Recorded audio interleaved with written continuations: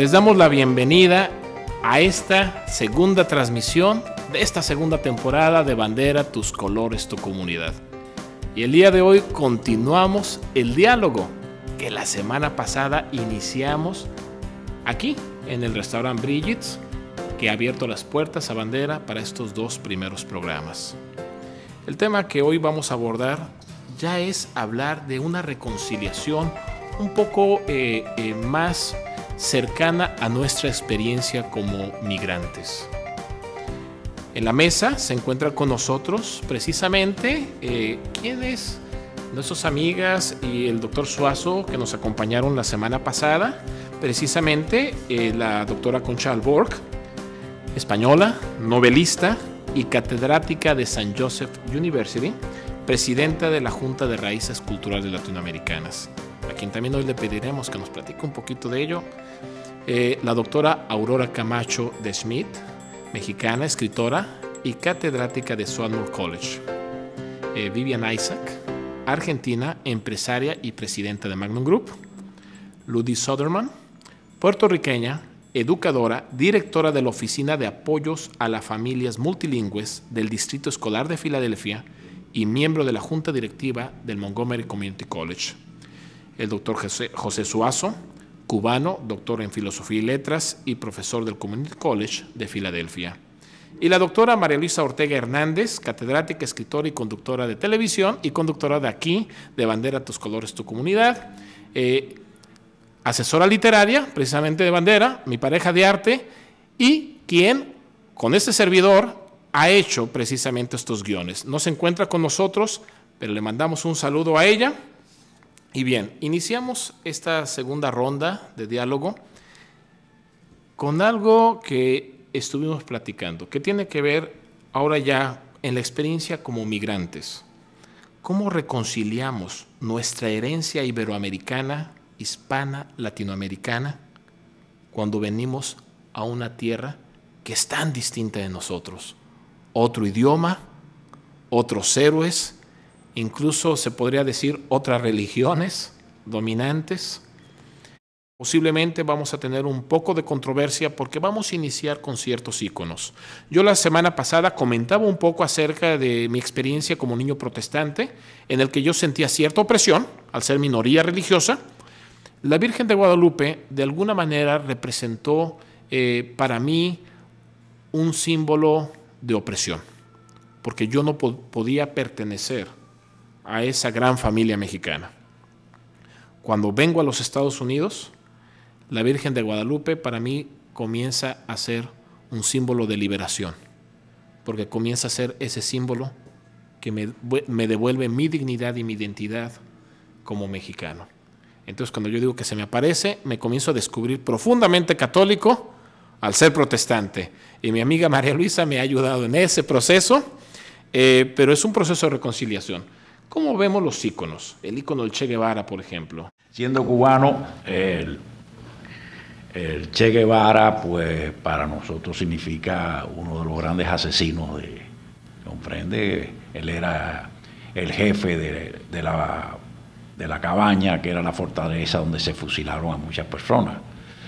Y se ha idealizado, yo comprendo que se ha idealizado en Latinoamérica, pero ha sido por el desconocimiento y por la propaganda que le han hecho el régimen de Cuba, que le ha hecho levantando su figura, y creo que hasta en Bolivia lo tienen como un santo y le rinden, ¿comprende? Así que depende cómo se vea al Che Guevara, ¿no? Yo creo que es muy sano encontrarnos que se intenta desmitificar a estas figuras y que no hay una sola manera de entender al Che Guevara. Es importante saber la historia, leer las biografías que de repente aparecieron en grandes números y excelentes. Si alguien se puede sentar a leer las 700 páginas de cada uno de estos libros, y fascinantes, en verdad. La Virgen de Guadalupe hay que desmitificarla también. Algo muy interesante para mí como mexicana, como mujer que emigra, no nací aquí, nací en otro lugar, soy ciudadana de México, nunca se me ha ocurrido cambiar mi nacionalidad porque no hay para qué. Pero veo a las mujeres chicanas tomar símbolos que para nosotros son negativos y llenarlos de una carga revalorada positiva. Por ejemplo, la Malinche, ¿no? La Malinche, que es la traductora de Cortés, una figura fascinante sobre la que se ha escrito tanto, llena de simbolismo.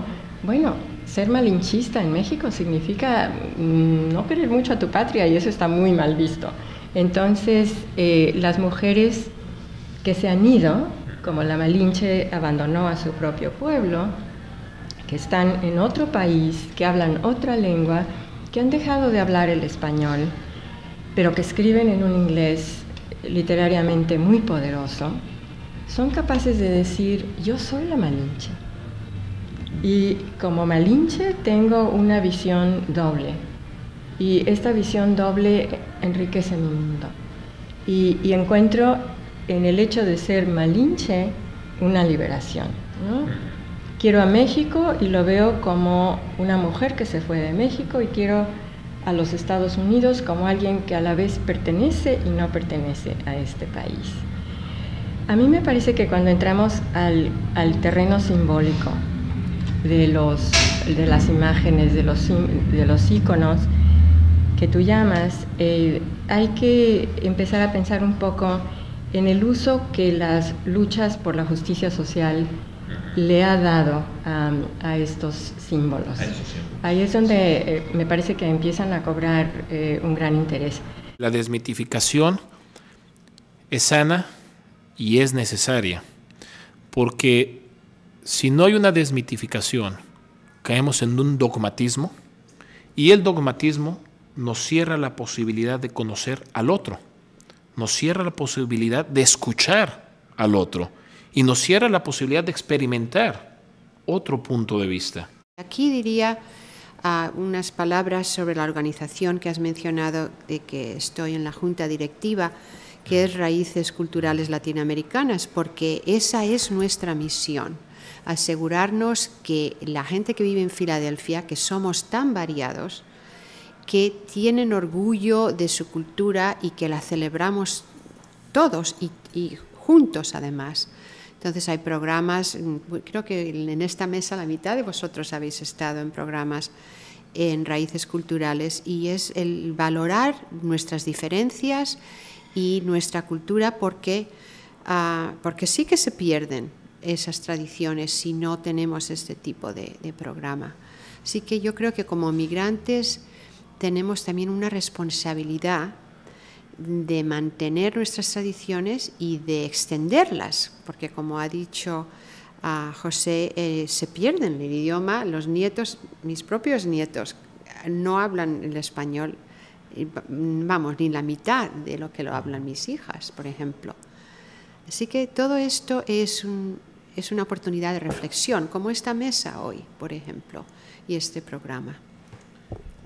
Ludi, tú, al estar al frente de una oficina que es sumamente importante en el distrito escolar, porque tú ves la batalla de las familias inmigrantes, de los chicos, al integrarse a un distrito escolar, los retos que representa un sistema. ¿Qué cosas tienen que reconciliar los chicos inmigrantes? Bueno, esa es una pregunta muy difícil de contestar, porque los niños están en una lucha constante dentro del hogar, porque están viviendo en dos países a la vez. Son americanos, son estadounidenses, aunque hayan nacido en México, han adoptado una nueva cultura tan rápidamente. Y los padres están recreando, están luchando para mantener a México o a Puerto Rico en las cuatro paredes. Así que la dificultad comienza, es una celebración, pero es un conflicto el estar en estos dos países a la misma vez. Y llegan a la escuela, donde, como habías dicho, Vivian, lo latino está de moda, pero no está de moda si eres indocumentado, no está de moda si eres puertorriqueño pobre. Así que está de moda para un grupo muy selecto. Y estas familias, estos muchachos están en este ser y no ser. Porque en casa pues lucho con mi mamá o con mi papá, pero más o menos sé quién soy.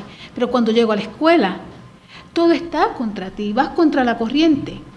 Parte de crecer como cultura iberoamericana es precisamente destapar y dialogar las cuestiones controversiales, ¿no? Las cuestiones que nos unen y que nos retan a pensar más allá de lo que pensamos y creemos. Yo quisiera preguntarle a Vivian. Tú, Vivian, tú tienes una herencia cultural bastante diversa. Bueno, primero quiero mencionar lo de las banderas, que en realidad ese fue el icono que yo elegí o que me eligió a mí cuando llegué a Filadelfia. Una amiga que vivía en Filadelfia me llevó a pasear por la ciudad y me llevó con el auto sobre la Benjamin Franklin Parkway. Y esa avenida me llevó, las banderas, exactamente. Cuando yo vi todas esas banderas alineadas una atrás de la otra, desde el comienzo del Benjamin Parkway hasta el Museo de Arte, y esas fuentes de agua que me recordaban a Buenos Aires y a Madrid también, con esos edificios imponentes bordeando las fuentes de agua. Esa fue mi bienvenida a Filadelfia. En ese momento yo dije, yo tengo que vivir aquí. Así que el icono de la bandera, el icono de este programa, para mí es muy importante. Y creo que mi corazón así saltó un poquito cuando vi la bandera de Argentina, una de las primeras banderas que hay al comenzar, al manejar por esa avenida. Así que la bandera para mí es un icono que me sigue a donde voy. No importa dónde uno esté, siempre tiene ese icono. Después, al escuchar, como ustedes mencionaban los iconos, lo que se me ocurrió es que la comida, las comidas con las que uno crece, las comidas típicas del país, se convierten en ícono, se convierten en un elemento de diálogo. Uno invita a la gente, por ejemplo, a comer empanadas, o a comer un asado, o a comer las comidas típicas de los países de uno, y uno comparte eso. Eso también para mí es un ícono. Sobre los íconos. ¿Sí? Ser de Puerto Rico, ¿cuántos íconos tenemos con los que convivimos, los que rechazamos y los que reclamamos cuando venimos aquí? ¿Sí? Porque somos más que una garita, somos más que el Morro, somos más que playa, somos Pedro Albizu Campos, somos Betances, también somos el Che, porque tenemos el deseo, yo tengo el deseo de que haya una definición en el estatus político, pero también somos bandera, como tu programa. Exactamente. Cuando me dijiste que el programa se llamaba Bandera, pues a mí me emocionó, pero también me dio un dejo de tristeza, porque vengo de un país donde enarbolar tu bandera es considerado una afrenta, y nuestra bandera nunca vuela sola, ¿no? Siempre está acompañada. No se vaya, porque cuando regresemos tendremos la sección con María Luisa, que nos llevará precisamente a una reflexión del arte y la cultura de este tema, acerca de la reconciliación de nuestro ser iberoamericano. Regresamos en un minuto.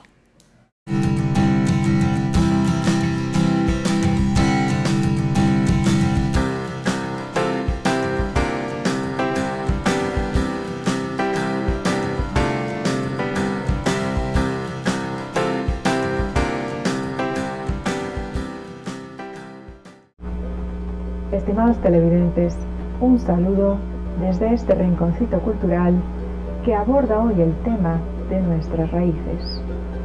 Para ello vamos a repasar dos conceptos.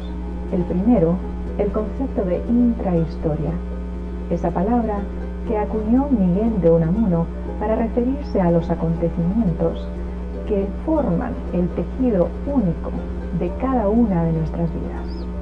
No las vidas de los famosos, los héroes que están en los libros, sino las de seres de carne y hueso, como usted y como yo.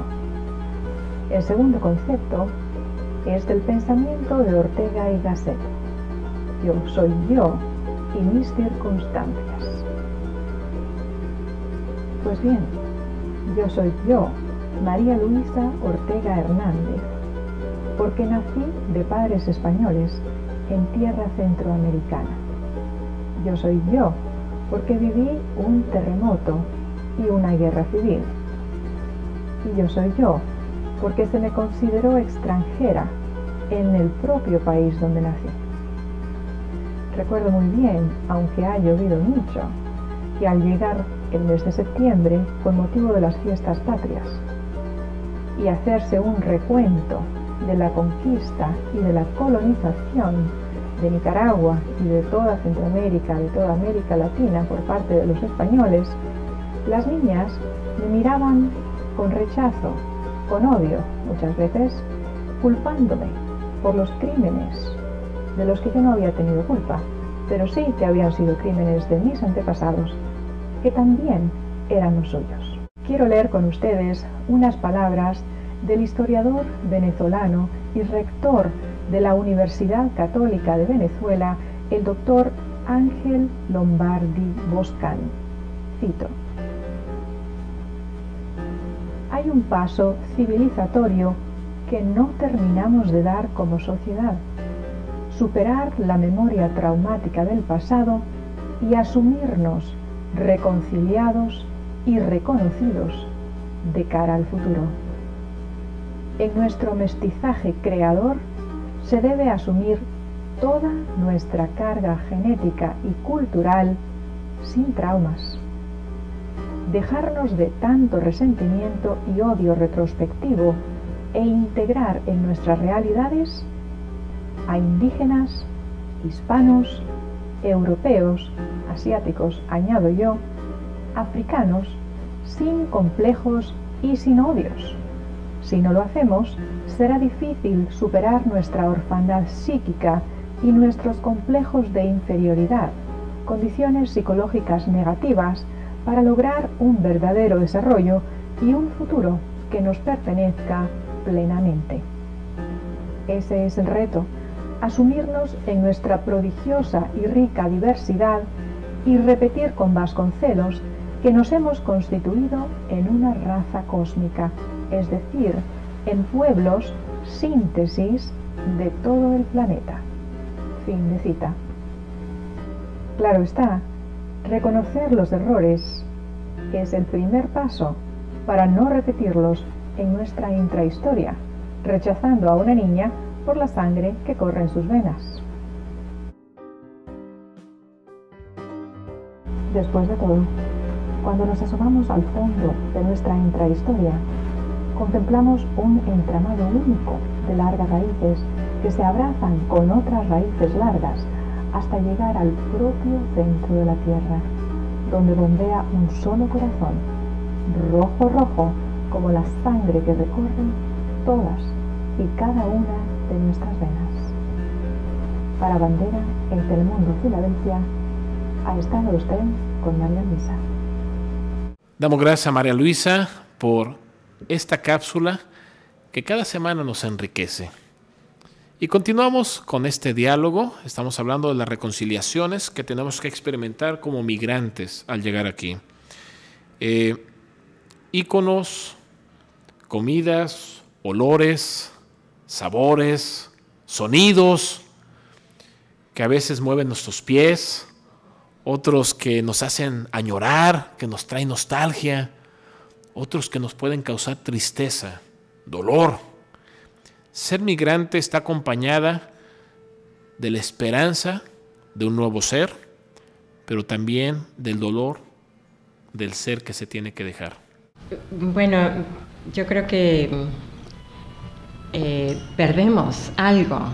Recuerdo que el profesor de la Universidad de California, Ernesto Galarza, que fue él mismo un niño migrante con su madre viuda de la Revolución, llegó a California en un estado extremo de pobreza y llegó a ser un gran profesor de la universidad en sociología. Y él escribe: Migration is a failure of roots. La migración es un fracaso de las raíces. Las raíces no te pudieron detener. Y la palabra destierro es una palabra española tan poderosa porque encierra la violencia de lo que significa irse, ¿verdad? Es parecida a lo que ha dicho Aurora.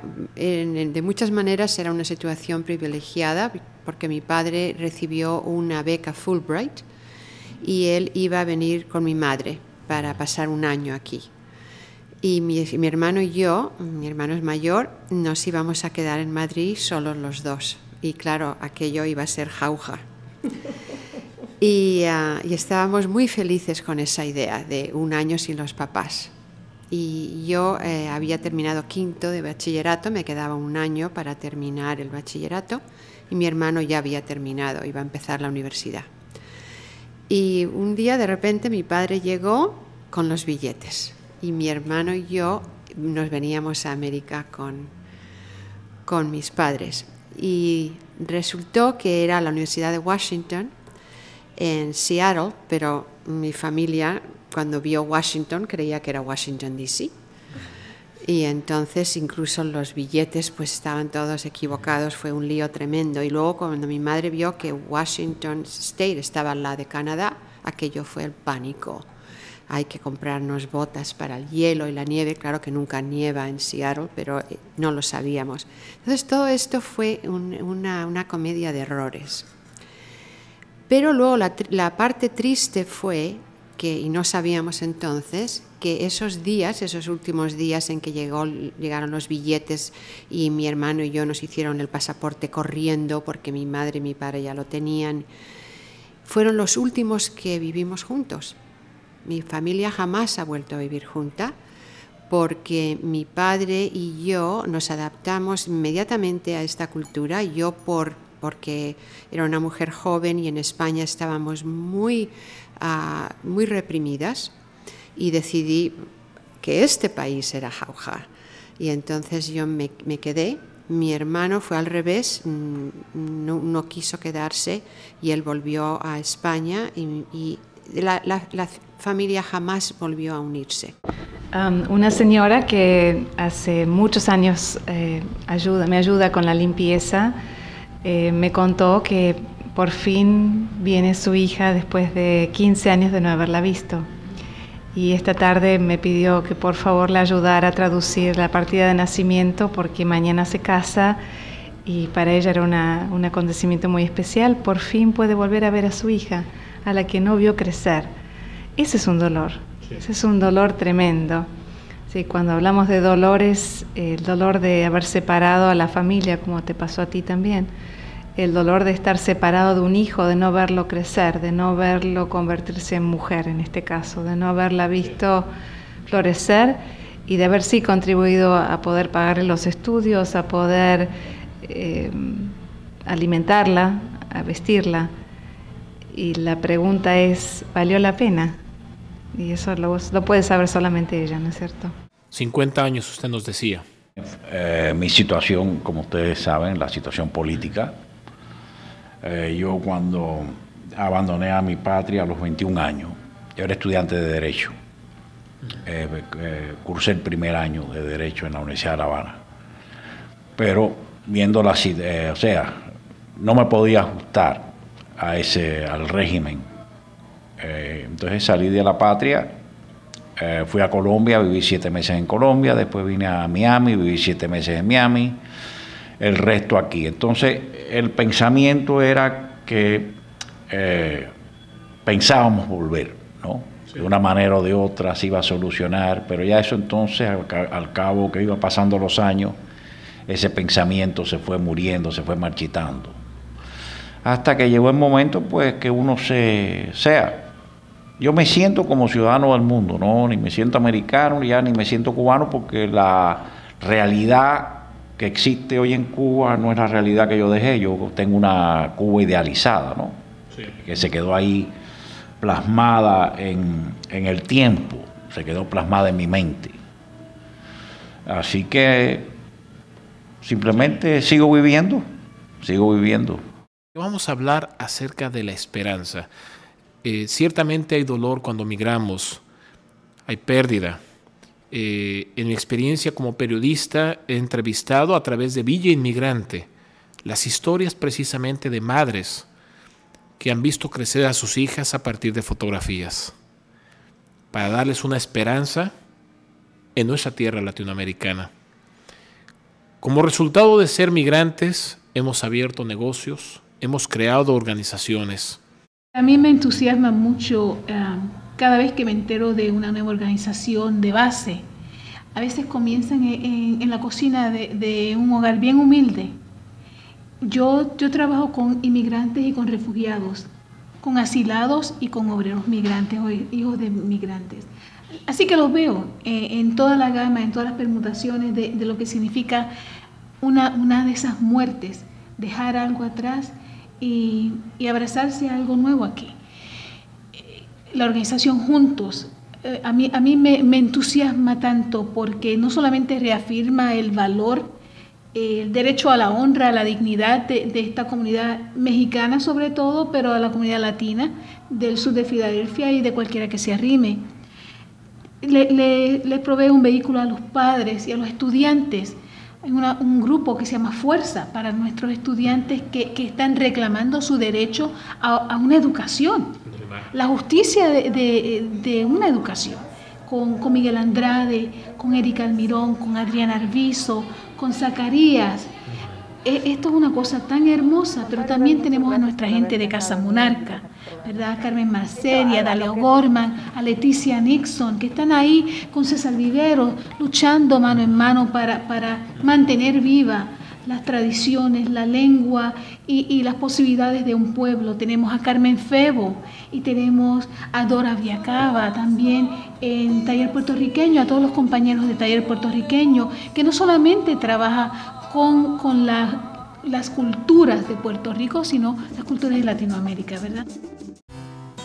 Pues bien, llegamos al final de esta segunda transmisión de Bandera. Yo doy gracias a todos nuestros invitados del día de hoy por acompañarnos. Y yo quisiera concluir con esto. Ciertamente el migrar nos deja un dolor. Yo recuerdo el día que volé a los Estados Unidos para estudiar mi maestría y escribí un poema que describía los techos sólidos de concreto o de cartón y veía el contraste con las nuevas azoteas y las albercas que desde el avión se veían, sin saber lo que me aguardaba al cruzar esa frontera y ahora encontrarnos aquí en Bandera. Soy Obed Arango, les envío un gran saludo. Disfrute la tarde de domingo y agradezco la participación, la colaboración de mi pareja de arte, la doctora María Luisa Ortega Hernández, que trabajó arduamente en estos guiones, en las preguntas, en la creación de este programa, ya que le enviamos un saludo. Y usted, quédese aquí en Telemundo, nos vemos la siguiente semana. Perfecto, muchas gracias.